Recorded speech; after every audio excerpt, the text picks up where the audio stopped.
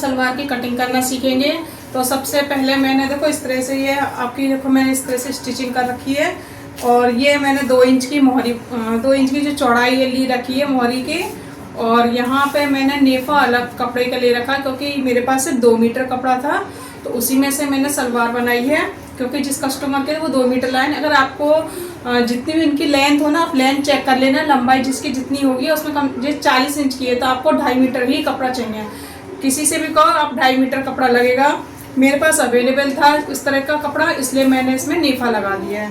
तो चलिए फ्रेंड्स, मैं आपको कटिंग करना बता दे रही हूँ इसमें कि किस तरह से सलवार की ईजी तरीके से कटिंग की जा सकती है। Let's go.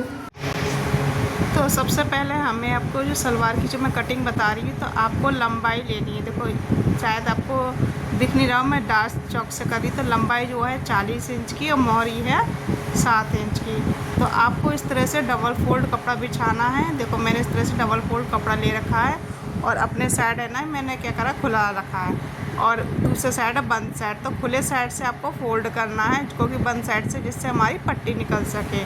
तो सबसे पहले मैं इस लाइन को सीधा कर लूँगी, जो भी अनइक्वल कपड़ा होगा उसमें वो निकल जाएगा। तो मैंने इस स्केल से सीधा कर लिया। अब आपको लंबाई लेनी है, तो जितनी भी आपकी लंबाई है उसमें से 4 इंच माइनस कर दीजिए। ठीक है, मैंने 4 इंच ऊपर रख दिया अपना इंची टेप। उसके बाद जितनी भी लंबाई उतनी लंबाई पर मैं निशान लगा रही हूँ। तो 40 लंबाई है तो मैं 40 पे निशान लगा रही हूँ। ध्यान रखना 4 इंच का इंची टेप आपको बाहर निकालना, उसके बाद ही लंबाई का निशान लगाना है।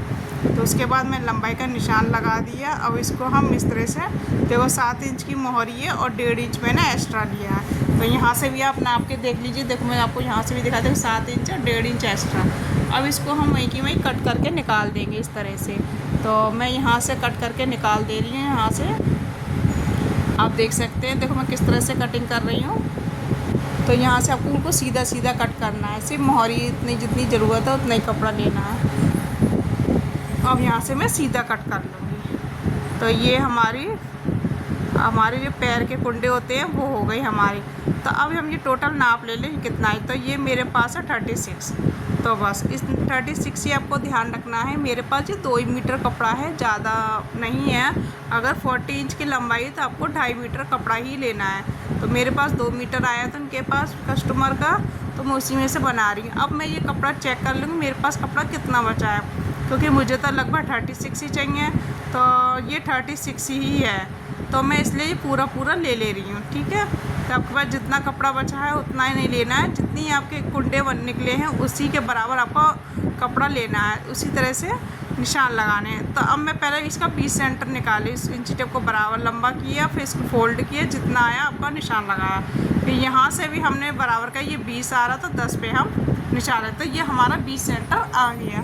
अब स्केल की मदद से उस नोक से इसको मिला देंगे। नोक से मिलाना है, ध्यान रखना। नोक से यहाँ मिला दिया और ऊपर वाली जो नोक है वहाँ तक मिलाएंगे। देखो इस तरह से।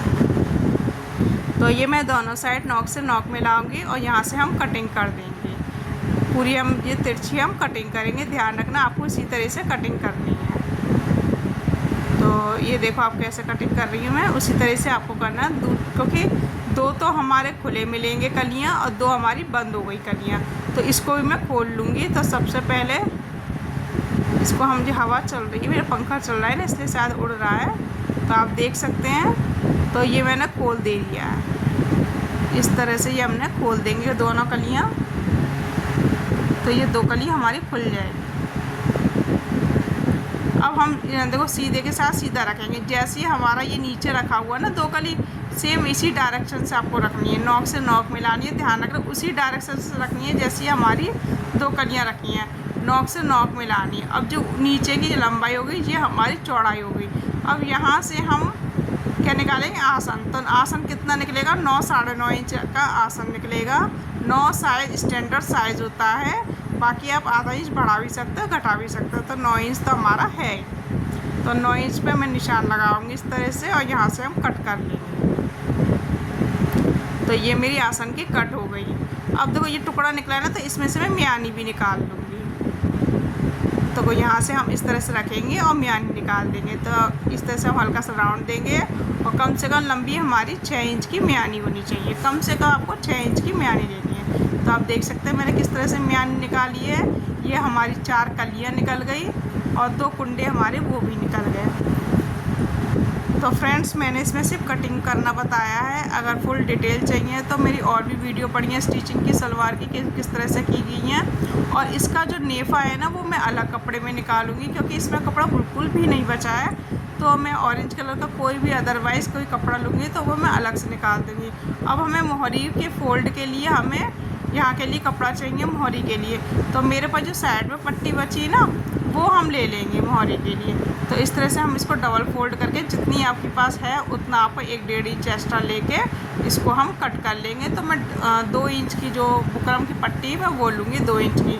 तो मैंने यहाँ से ये 2 फोल्ड करे हैं इस तरह से, ये 2 हो जाएंगे मेरे पास। तो 2 पट्टी इस तरह से हो गई।